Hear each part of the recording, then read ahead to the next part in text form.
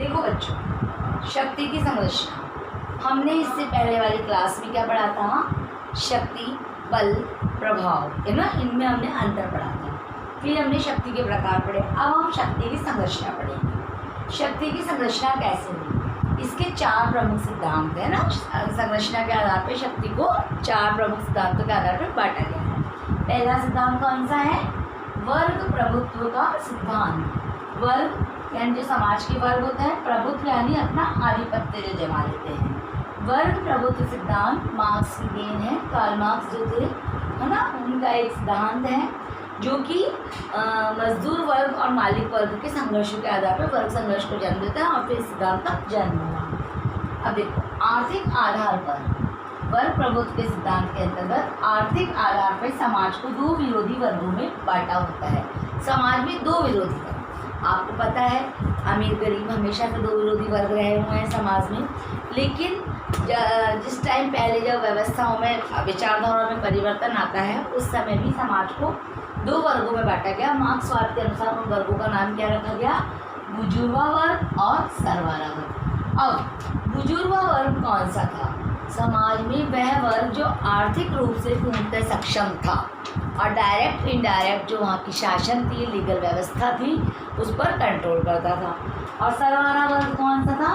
प्राय सामान्य वर्ग था, है ना, जो एक तरीके से जिसको अपन मजदूर वर्ग भी कह सकते हैं। जो मजदूर होते हैं, डेली बेसिस पे जो काम करते हैं, वो मजदूर वर्ग। तो उस समय क्या हुआ था, ये जो संपन्न वर्ग था, इसकी सभी बातों को, चाहे वो जायज़ हो और चाहे वो नाजायज़ हो, है ना, कौन सा वर्ग मान लेता था? सरवारा वर्ग मान लेता था। कैसे मान लेता था? वो सोचता था मेरी नियति ये है, यानी ईश्वर ने मुझे जन्म ही इसलिए दिया है, या मुझे तो ये करना ही पड़ेगा, मेरा कर्म ही ये है। ऐसा करके समाज में जो सरवारा वर्ग था, गरीब वर्ग था, उसने बुजुर्गा वर्ग का आधिपत्य मन से स्वीकार कर लिया, स्वयं की नियति को मानकर। इसके पश्चात दूसरा सिद्धांत है विशिष्ट वर्गीय सिद्धांत। देखो बेटा, विशिष्ट वर्गीय सिद्धांत, समाज में एक विशिष्ट वर्गीय सिद्धांत के आधार पर समाज को 2 भागों में बांटा गया है। अब विशिष्ट वर्ग कौन सा होता है और सामान्य वर्ग कौन सा होता है? विशिष्ट वर्ग का अर्थ होता है न सिर्फ पैसों के मामले में, आर्थिक मामले में नहीं, बल्कि योग्यताओं के आधार पर भी ये वर्ग अलग होता है, जो किसी न किसी रूप में जो शासन व्यवस्था होती है, सरकार व्यवस्था होती है, उसको डायरेक्ट इनडायरेक्ट कंट्रोल करता है। डायरेक्ट ही बोल सकते हैं कि डायरेक्ट ही कंट्रोल करता है। इस वर्ग में कौन आते हैं? जैसे वकील, डॉक्टर, इंजीनियर, है ना, छात्र नेता, ये सब क्या होता है? किसी न किसी प्रकार से जो हमारी सरकार है उसको क्या करती है? कंट्रोल करते हैं। और सामान्य वर्ग तो कौन सा होता है? जो आम जनता होती है, ठीक है। ये विशिष्ट, इसका आर्थिक आधार नहीं था। जो वर्ग प्रभुत्व का सिद्धांत है, यहाँ पे क्या था? आर्थिक आधार मेन था। यहाँ पे अपन योग्यता आधार मेन मान सकते हैं। इसके अलावा दूसरे 3rd सिद्धांत अपना है नारी सिद्धांत। जिनका तीसरा प्रमुख सिद्धांत नारीवादी सिद्धांत माना गया है। हमें पता है समाज में नारी और पुरुष 2 वर्ग होते हैं। प्राय क्या माना जाता है? जो शक्ति होती है वो पुरुष वर्ग के पास केंद्रित होती है ना, ऐसा माना जाता है। और अधिकतर पहले जो समाज थे उनमें क्या होता था? पुरुष के द्वारा नारी का शोषण किया जाता था। तो ये सिद्धांत इस परिपाटी को बदलना चाहता है। यूरोप में अनेक ऐसी क्रांतियाँ हुई, अनेक नारीवादी आंदोलनों को लेकर ऐसी क्रांतियाँ हुई कि पुरुष वर्ग का प्रभुत्व समाप्त किया जाए, यानी मात्र सत्तात्मक परिवारों की व्यवस्था की जाए ना।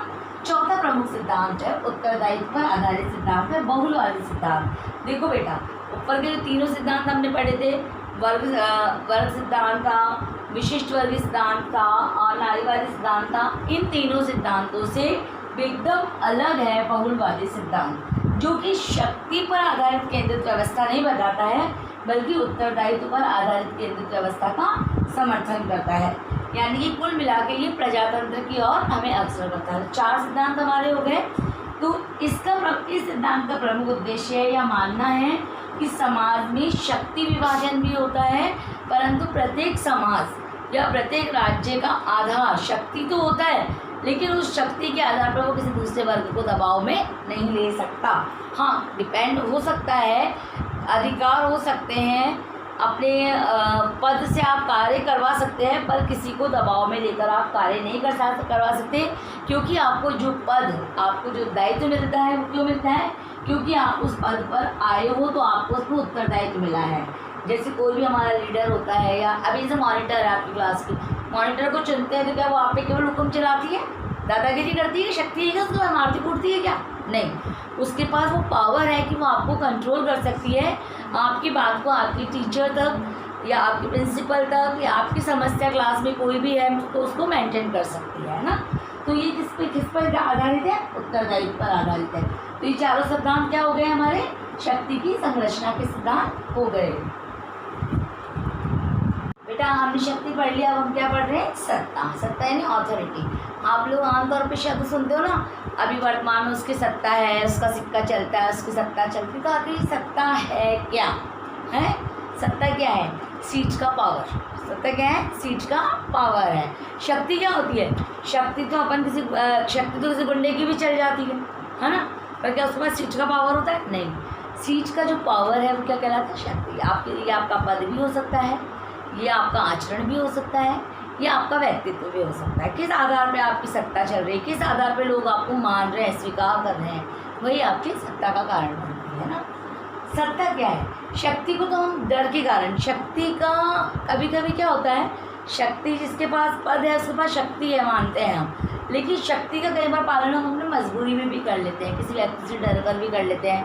कोई कलेश वाला व्यक्ति होता है तो बस होते हैं यार कौन कचकचाहट करेगा, इसकी बात मान लेते हैं। कोई गुंडे टाइप के लोग होते हैं तो उनके साथ हम उनके जैसा व्यवहार कर लेते हैं। तो ये दबाव में भी किया, जो शक्ति है उसका प्रयोग दबाव में भी किया जा सकता है ना, कि हम किसी दबकर किसी की बात मान रहे हैं। पर सत्ता क्या चीज़ है बेटा?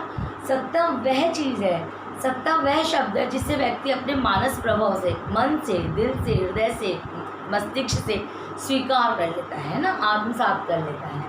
देखो, सत्ता निर्देशों का पालन स्वेच्छा से किया जाता है। तो सत्ता के द्वारा जो निर्देश दिए जाते हैं उसका पालन स्वेच्छा से किया जाता है। जैसे कि अभी कोई हमारी गाड़ी को रोक रहा है, कोई ज़बरदस्ती डरा के रोक रहा है, तो हम क्या करेंगे? उससे डर के रोक लेंगे।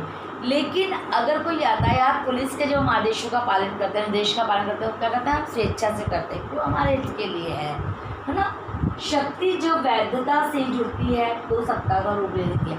अब ये वैधता क्या होगी? वैधता क्या होता है? आप कहोगे कानूनी। कानूनी तो होती, कानून क्या होता है? जिसे सब स्वीकार करें, जिसे सबकी सहमति प्राप्त हो गया है, वैध है। जिसे सब स्वीकार ना करें वो क्या है? अवैध है। तो जो वैध क्या है? जिसे सब मन से स्वीकार करें, जिसे सबकी सहमति प्राप्त हो, वो वैध चीज़ है। सत्ता शक्ति के प्रयोग का संस्थागत अधिकार है। बायस्टेड ने ये परिभाषा दी है सत्ता की, कि सत्ता क्या है? शक्ति का प्रयोग करने का संस्थागत अधिकार है। मतलब सपोज करो आप किसका पर यूज़ ले सकते हैं, मेरा यूज़ ले लो, है ना। मैं हूँ, मैं आपको कुछ कह रही हूँ, तो वो क्यों कह रही हूँ? क्योंकि मेरे पास उसकी सत्ता है, मेरे पास उसकी शक्ति है, मैं आपको उस पावर से काम करवा सकती हूँ। तो सत्ता क्या हुई? शक्ति के प्रयोग का संस्थागत। अगर मैं आपको अभी ऐसे ही कोई राह चलता आ जाए और आपको कहे आपने होमवर्क नहीं किया, आप क्लास से बाहर निकल जाओ, तो क्या आप मानोगे उसकी बात? नहीं मानोगे। लेकिन अगर मैं आ रही हूँ, मैं आपकी टीचर आपको कहूँगी क्लास से बाहर जाओ या कोई बात गलत है, तो आप मान लोगे। तो वो क्यों मानोगे? क्योंकि मेरे पास क्या है? मेरे पास पद है, मेरे पास शक्ति। तो मैं किसका यूज़ कर रही हूँ? शक्ति का यूज़ भी कर रही हूँ। आपके द्वारा लापरवाही करने पर क्या कर रही हूँ? शक्ति का यूज़ कर रही हूँ। तो सत्ता क्या हो गई? शक्ति के प्रयोग का संस्थागत अधिकार है। अगर कोई कार्य ऐसा हो रहा है जो नहीं होना चाहिए, तो सत्ता के द्वारा शक्ति का प्रयोग किया जा सकता है। और सत्ता के पालन के आधार, अब अपने सवाल उठ जाता है कि सत्ता का पालन क्यों करेंगे? डर के करेंगे? नहीं, डर के नहीं करते बेटा। एक तो पहला है विश्वास के कारण करते हैं। हमको क्या है, जो व्यक्ति पद पर है, किसी भी पद पर, चाहे वो हमारा पार्षद है, चाहे वो हमारे प्रधानमंत्री जी हैं, चाहे वो हमारे टीचर है, चाहे क्लास टीचर है, चाहे हमारे प्रिंसिपल मैम है, चाहे पीटीआई मैम है, चाहे मॉनिटर है, चाहे फ्रेंड है, चाहे घर वाले हैं, कोई भी XYZ है, तो हमें उनके ऊपर विश्वास है। इसलिए हम क्या करते हैं? उनका जो वो हमको आदेश देते हैं, जो बात हमें कहते हैं, उसका हम क्या करते हैं? पालन करते हैं, क्योंकि हमें पता है कि उसमें हमारा हित छुपा हुआ है। एक रूपता, जब आदेश दिए जाते हैं और उसमें एक रूपता होती है, समरसता होती है, तो उसको सहज ही स्वीकार किया जा सकता है। कोई आदेश जिसमें हमें पता है लोग हित छुपा हुआ है, सबका हित छुपा हुआ है, किसी का हित नहीं है, तो उसको क्या करते हैं हम सहज स्वीकार कर लेते हैं। दबाव, दबाव, अब दबाव शब्द आते ही क्या दिख जाती है हमको, शक्ति दिख जाती है। कुछ असामाजिक तत्व भी होते हैं जो केवल लठ की भाषा समझते हैं, जो केवल दबाव की भाषा समझते हैं। साम दाम दंड भेद, साम दाम समझाकर, दाम पैसा वैसा देकर, दंड और भेद, भेद यानी गुप्तराज लेकर, और दंड यानी शक्ति के द्वारा। तो ये दबाव क्या होता है बेटा, शक्ति के द्वारा सत्ता का पालन। तो किन आधारों पर हम करते हैं सत्ता का पालन? अगर विश्वास होता है तो, एकरूपता होती है तो, लोकहित के कारण और दबाव के कारण। अब आ जाता है हमारा 2.5 सत्ता के रूप। बेटे मैंने इनकी डिटेल नहीं लिखी है, डिटेल इसलिए लिखी तो बहुत इजी चीज़ है, अगर आपने इसको समझ लिया तो सब कुछ हो गया। अब इसमें भी 3 रूप बता दिए, इसके कौन से? परंपरागत सत्ता, करिश्माई सत्ता और कानूनी सत्ता। सत्ता के रूप परंपरागत, करिश्माई और कानूनी। अब देखो बेटा परंपरागत सत्ता, परंपरागत सत्ता का अर्थ क्या होता है? परंपरागत सत्ता से हम अर्थ लगा सकते हैं जैसे वंशानुगत प्रभाव होता है ना, कि राजा का बेटा राजा, तो जब इस प्रकार की कोई शासन व्यवस्था होती है तो उसको हम क्या कह सकते हैं? यहाँ परंपरागत वंशानुगत शासन व्यवस्था है और हम उसका पालन करते चले जाते हैं। करिश्माई सत्ता, करिश्माई सत्ता का अर्थ है कि कोई ऐसा व्यक्तित्व जो अपने भाषण, अपने कार्य, अपनी बातों से ऐसा प्रभाव डाले कि इंसान मन व्यक्तित्व को आसानी से स्वीकार कर ले, संपूर्ण संसार राज्य एक रूपता से स्वीकार कर ले। करिश्माई व्यक्तित्व की जो सत्ता है उनमें प्रमुख थे जवाहरलाल नेहरू का, महात्मा गांधी का और इंदिरा गांधी का, इनका नाम लिया जाता है। और वर्तमान में तो हम साक्षात ही देख रहे हैं कौन है। हाँ, आप सही समझे हो बच्चों, मैं नरेंद्र मोदी जी की बात कर रही हूँ कि मतलब पूरे संसार में प्रत्येक देश, प्रत्येक व्यक्ति उनका लोहा मान रहा है। क्योंकि उनमें करिश्माई सत्ता है। करिश्माई सत्ता मतलब कुछ ऐसा वो कार्य करते हैं, कुछ ऐसे उनके भाषण देने की कला है, कुछ ऐसे ठोस आधार पे अपनी बात को कहते हैं कि उसके आधार पे वो व्यक्ति के दिलो दिमाग पर छा जाते हैं, है ना। करिश्मा तो वही होता है, आश्चर्य हो जाना, ठीक है। फिर है कानूनी या तर्क संगत सत्ता। अब बेटा ये इस प्रकार की सत्ता है कि जो वैधता से जुड़ी हुई है, जैसे वकील, जज, डॉक्टर, है ना, इनकी सत्ता तो कैसी एक कानूनी है कि ये जो कहते हैं वो मान लेते हैं। अभी पुलिस जो कहेगी वो हम मानेंगे, रूल्स जो बने हुए हैं उनको हम फॉलो करेंगे, तो ये कानूनी या तर्क संगत सत्ता होती है। इसके खिलाफ हम कुछ नहीं कर सकते और हमें इनको मानेंगे। कौन कौन सत्ता है होगी हमारी? परंपरागत सत्ता, करिश्माई सत्ता और कानूनी या तर्क संगत सत्ता।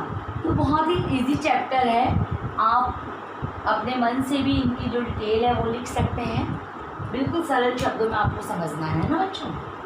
टॉपिक आ रहा है वैधता। वैधता मैंने आपको बताया था जिसको वैध माना जाता है, जिसको हम सब सहमति देते हैं अपने मन से, वो वैध है। इसकी उत्पत्ति लैटिन भाषा के लेजिटम्स शब्द से हुई है, जिसका अर्थ है लॉफुल। लॉफुल का अर्थ होता है कानून से परिपूर्ण, है ना। प्लेटो ने न्याय सिद्धांत और अरस्तु ने अपने संवैधानिक शासन के अंतर्गत इसका उल्लेख किया है। वैधता के बारे में जब हम पढ़ेंगे तो हमें पता पड़ेगा कि न्याय सिद्धांत में पढ़ा था, हमने पढ़ा था फर्स्ट चैप्टर में, और अरस्तु के संवैधानिक शासन में पढ़ा था। भारतीय दर्शन के अंतर्गत मनुस्मृति और अर्थशास्त्र। अर्थशास्त्र का क्या अर्थ है बेटा? इकोनॉमिक्स नहीं, अर्थशास्त्र एक पुस्तक का नाम है जो किसने लिखी थी? कौटिल्य ने लिखी थी ना। ये राजनीतिक ग्रंथ है।